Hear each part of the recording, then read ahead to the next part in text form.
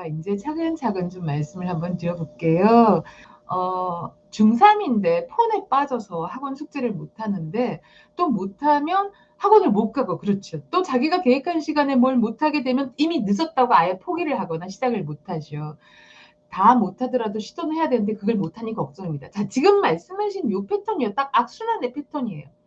그러니까 스마트폰에 빠져서 숙제를 못해요. 근데 숙제 못하면 아이들 학원 당연히 안 가고 싶어집니다. 왜냐하면 가면은 너무 싫잖아요. 기분도 나쁘고 자존심도 상하고 또 선생님이 뭐라고 하실 거니까.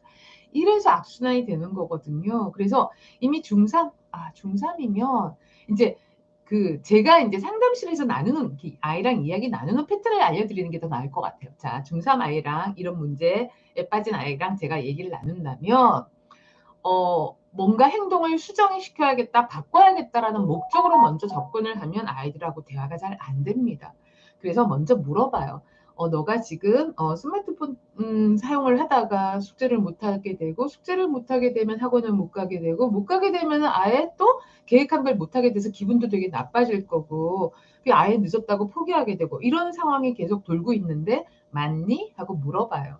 그리고 저는 이걸 말로만 하지 않고 이렇게 동그라미를 그려서, 자, 스마트폰 사용하니까 숙제를 못해. 숙제를 못하니까 학원을 못 가. 학원을 못 가니까 또 다른 것도 아예 시도도 못하겠대. 이런 식으로 하고 또 엄마한테 혼나고 너도 기분이 되게 짜증이 나고 또 다 끝나고 그날 밤에 잠들 때쯤 되면 되게 자괴감. 나는 왜 맨날 이러지? 나는 왜 조절력이 없지? 나는 왜 또 오늘 숙제를 못했지? 이러다가 나 어떡하지? 이런 이제 되게 기분 나쁜 좌절감이나 자괴감, 우울감들이 이제 올라와서 아이들이 힘들어지는 거거든요. 이걸 먼저 다 보여주면서 얘기를 해요.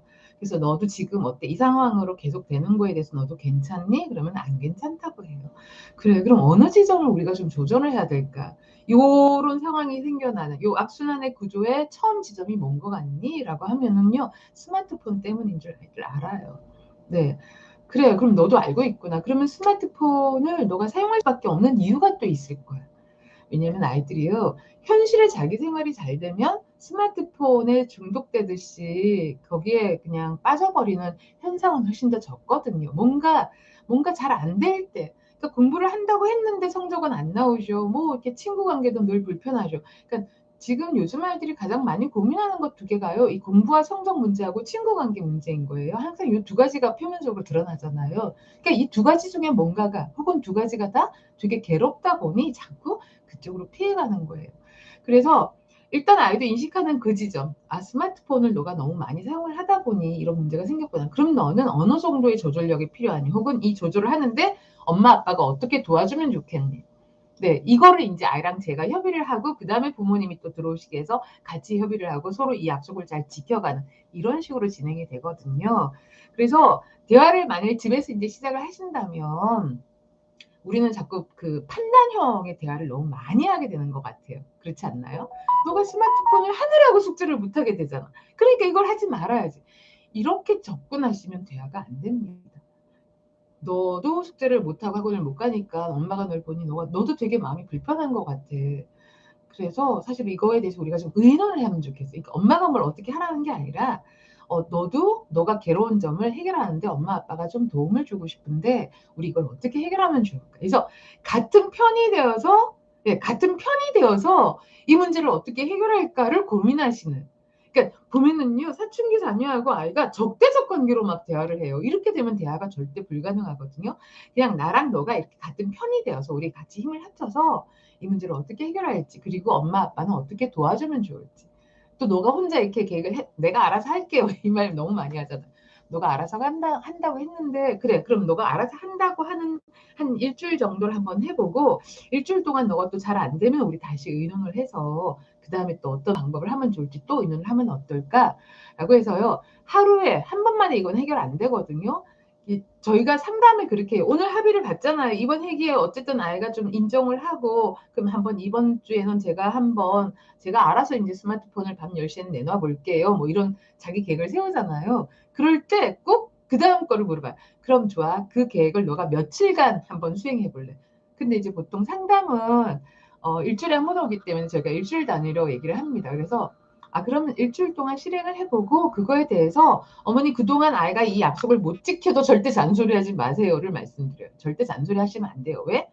왜냐면 자기가 생각하고 자기가 개선점을 고민을 해야 되는데 아이도 고민하고 있는데 거기다가 부모님이 딱 잔소리하면요. 이거는 이제 여기에 대한 분노감이 올라와서 본질을 잊어버리게 되는 것 같아요. 네. 그래서 일주일간 너는 너의 의지대로 한번 실천해 봐. 그리고 어머니 아버님은 이거에 대해서 뭐라고 하지 마시고 잘 관찰해 보시고 다음번에 오셔서 어떻게 하면 좋겠다라는 제안을 저한테 해 주시면 제가 또 아이랑 조절해서 한번 협의를 해 볼게요. 이렇게 해서 일주일간 또 지켜보는 거예요. 그리고 또 일주일 해 보고 나서 잘 된 점은 또 있어요. 하루 이틀이라도 성공을 하면 그건 아이가 되게 노력한 거거든요. 그럼 그 하루 이틀은 어떻게 성공할 수 있었는지를 또 원인을 찾고요. 근데 하루 이틀 지나고 나서 왜 그다음 날부터는 또 힘들어졌는지 또 원인도 찾아요.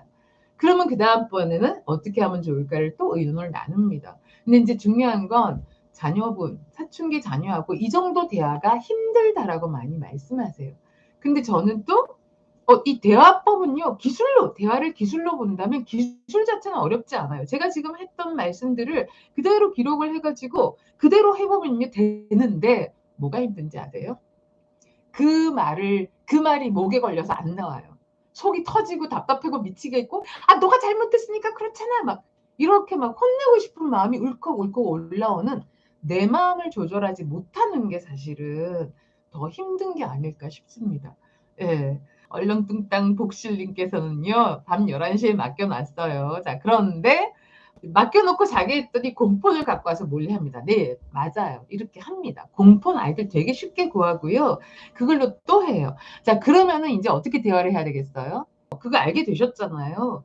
그러면 바로 혼내듯이. 그러니까 사춘기 아이는 혼낸다, 부모님이 화를 낸다, 화내기로는 아무것도 해결되지 않아요. 오히려 아이를 더 폭발하게 만드는 영향밖에 주지 않습니다. 그래서 정말 힘드시겠지만 정말 힘든지 저도 알아요. 저도 뭐 우리 애들 두 아이 연년생 두 아이 사춘기를 뭐 저라고 편안하게 지냈겠습니까? 그러니까 저도 수많은 시행착오를 하고 또 상담해서 아이들 만나고 또 조금 크고 나서 아이들이 좋았던 게 그때 제가 실수했던 것에 대해서 아이들이 피드백을 다 주는데요. 다 화살같이 이런 느낌이에요. 하지만 그럼에도 불구하고 그걸 통해서 또 저는 많이 배우거든요. 그래서 감정만 좀 조절을 하시고 잠깐만 너가 밤 11시에 맡겨놨는데 근데 네가 조절하기 힘들었나 보다. 더 하고 싶어서 또 공폰을 갖고 사용하는 걸 엄마가 알게 되었어. 널 혼내려고 하는 말이 아니야. 너가 공폰을 구입해서 사용할 수밖에 없었던 그 너의 마음이 너무 궁금하고 너가 왜 이렇게까지 이 게임에 자꾸 빠져드는지도 좀 궁금해. 근데 게임에 빠져드는 건 분명히 현실의 생활에서 그러니까 그 자체가 너무 재밌으니까 감각적으로 너무 재밌으니까 예, 빠져드는 것도 있지만 정말 현실의 생활이 잘 안 되는 이 심리적인 원인이 저는 더 훨씬 더 크다고 보는 쪽이에요. 실제로 그래요. 정말입니다. 그리고 현실 생활이 뭔가 조금 이제 조금 이렇게 잘 돌아가게 자기가 뭐 숙제도 좀 제대로 해가고 성적도 자기가 기대했던 만큼 웬만큼 나오고 하면은요 조절력이 생겨요. 정말이에요.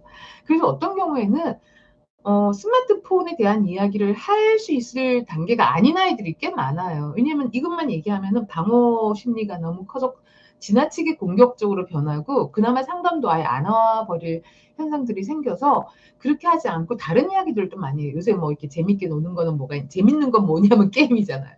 게임 그 외에 일상에서 하루 종일 게임하는 건 아니니까 일상에서 너가 좀 흥미로운 거, 학교에서 좀 괜찮은 거, 친구 중에 뭔가 소통이 되는 혹은 지금은 없으면 너가 초등학교 때는 어떤 재미가 있었는지 이런 얘기를 좀 나누고 그 얘기 속에서 제가 뭘 찾아서 얘기를 해주냐면요.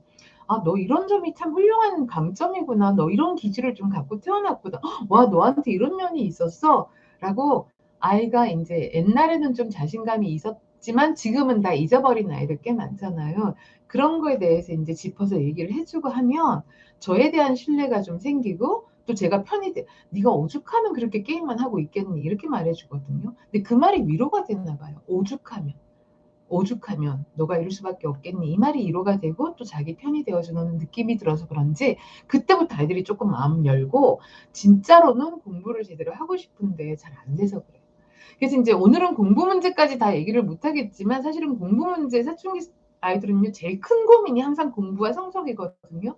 그래서 제가 한 과목 아이가 그나마 흥미로워하는 그나마 조금 예, 좀 이렇게 좋아했던 과목 한 과목 정도는 있잖아요. 그 한 과목 잘하는 과목에 초점 맞춰서 성적이 좀 올라가면요, 아이들이 좀 이렇게 자존감이 회복이 돼요.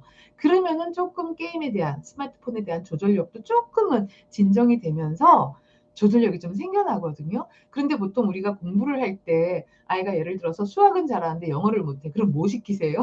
수학은 알아서 할 수 있었을 것 같으니까 이제 영어에 막 집중하잖아요. 그러면 아이들이 더 못해요. 왜냐면 잘한다고 해도 내가 최고가 되는 수준은 또 아니잖아요. 그래서 자존감을 유지할 수 있는 한 과목 정도는 있어야지 사춘기를 아이들이 그나마 심리적인 건강을 유지하면서 버텨나갈 수 있기 때문에 한 과목 전략 가지고 되게 쪼끔 예 궤도에 오를 만큼 자신감이 있어지면 어깨에 힘이 좀 들어가면서 다른 것들 쪼끔씩 할 의욕이 좀 생기기 시작해요. 그래서 정말 이거는 순서의 문제라는 생각도 드는데 그 순서에 맞춰서 좀 해 주시면 좋을 것 같습니다. 네.